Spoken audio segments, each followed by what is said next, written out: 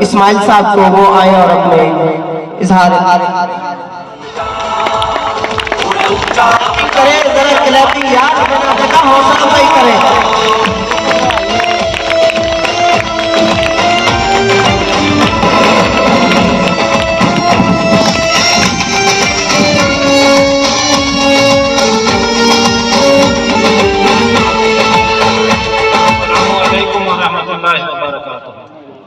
تمام دوستوں کا بہت بہت شکر گزار ہوں جنہوں نے اپنی زندگی کے قیمتی ٹائم میں سے وقت نکال کر ہمیں دیا۔ میرے دوستو، آج ہمارا یہاں اکٹھا ہونے کا ایک مقصد ہے، اور وہ مقصد کیا ہے کہ آج ہم نے یہ جو پروگرام ترتیب دیا ہے وہ 14 اگست کے حوالے سے دیا ہے کہ پاکستان کی 75ویں سالگرہ کا یہ ہم نے فنکشن کیا ہے، اور اس میں ہم 14 اگست کے حوالے سے کیک بھی کاٹیں گے، اور کچھ مسائل تھے جو آپ کے سامنے رکھنے تھے۔ کچھ ایک تنظیم ہے جو المصطفیٰ کے نام سے ہم نے ترتیب دی ہے، تو اس تنظیم نے جو کام تقریباً 1 سال کے عرصے میں 1 سال سے بھی کم ٹائم ہوا ہے ہمیں یہ تنظیم بنایا کہ یہ تنظیم کیا کام کر رہی ہے اور کس طرح اس نے یہ کام کیے ہیں، اور صرف اس گاؤں کے لوگوں کے لیے بغیر کسی لالچ مقصد کے، اگر مقصد ہے تو صرف ایک ہی مقصد ہے کہ ہمارا اللہ ہم سے راضی ہو جائے، یعنی کہ اس تنظیم کا کام کرنے کا جو مقصد ہے صرف ایک ہی ہے کہ اللہ ہم سے راضی ہو جائے۔ ہم جو کام کرتے ہیں وہ کسی کو خوش کرنے کے لیے یا کسی کو دکھانے کے لیے نہیں کرتے، اگر دکھانا ہے تو صرف اللہ کی ذات کو دکھانا ہے، اور اپنے گاؤں کی عوام کے لیے ہم کام کرتے ہیں۔ تو میرے عزیز و دوستو، آج 14 اگست کا وہ مبارک دن ہے کہ جس کے لیے بہت محنتیں ہمارے علماء کرام نے، ہمارے بڑوں نے،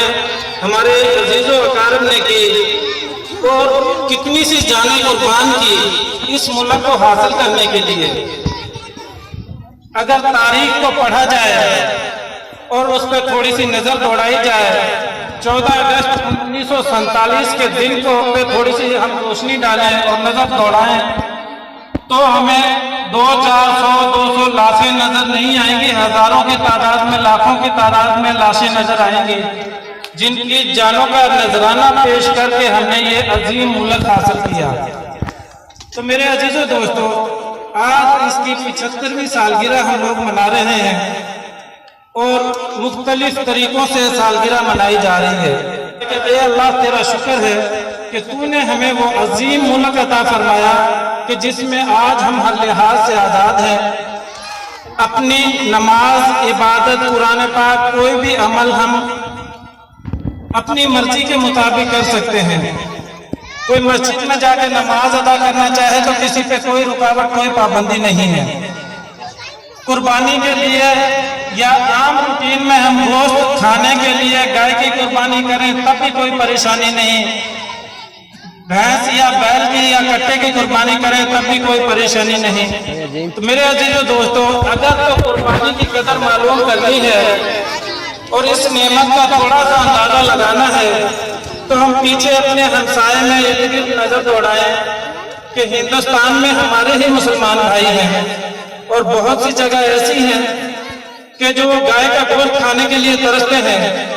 جہاں ہندوؤں کی تعداد زیادہ ہے وہ گائے کو ذبح نہیں کرنے دیتے۔ مسجدوں میں نماز کی ادائیگی مشکل ہے،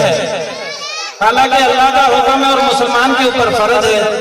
لیکن وہاں کی حکومتوں اور غیر مسلم جو طاقتیں ہیں یا وہاں کی جو غیر مسلم آبادی ہے وہ اتنی آسانی سے نہ ان کو گوشت کھانے دیتی ہے گائے کا، نہ عبادت کے لیے اتنا اچھا موقع ہے جس طرح کہ ہم اپنے پیارے ملک پاکستان میں آزادی کے ساتھ ہر چیز کر سکتے ہیں۔ اور اس کے علاوہ کشمیر، فلسطین، چچینیا، ان چیزوں میں دیکھیں کہ ہمارے مسلمان بھائی آزادی کے لیے کتنی جدوجہد کر رہے ہیں، کتنی قربانیاں دے رہے ہیں، اور کتنی مشقتیں اٹھا رہے ہیں۔ روزانہ ہمارے کتنی ماؤں بہنوں کی عزت पामाल की जा रही है। कितने हमारे मुसलमान भाइयों को, हमारे बेटों को कत्ल किया जा रहा है। क्यों? कि वो ये आवाज उठाते हैं कि हम मुसलमान हैं और हमें अपने रब की इबादत के लिए आजादाना मौका दिया जाए। तो मेरे दोस्तों, ये चीजें गैर मुसलमानों को गवारा नहीं, इसीलिए मुसलमानों को दबाया जा रहा है, बल्कि दीवार के साथ लगाया जा रहा है। तो हम इसमें अल्लाह का जितना भी शुक्र अदा करें कि अल्लाह ने हमें पाकिस्तान की बदौलत एक ऐसी नेमत अदा की कि जिसका हम जितना शुक्र अदा कर लें वो कम है। तो मेरे दोस्तों, आज हमारी ये मीटिंग 14 अगस्त के हवाले से है और इसके साथ कुछ हमने जो एक साल के अंदर काम किए हैं उन कामों की तरतीब आप लोगों के सामने रखनी है कि तकरीबन जिस तरह मुदस्सर भाई ने बताया कि एक साल के दौरान हमें तकरीबन 80 से 85% लोगों की तनकीद का सामना भी रहा। इसमें लोगों ने रुकावटें भी पैदा की, एतराज़ात भी हमारी तंजीम में उठाए। साथी आपकी हौसला अफजाई उनके साथ होनी चाहिए, पूरी क्लैपिंग करें।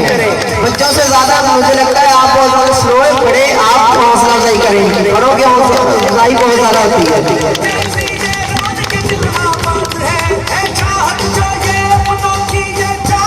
दोस्तों को मेरी तरफ से जश्न आज़ादी बहुत बहुत मुबारक हो।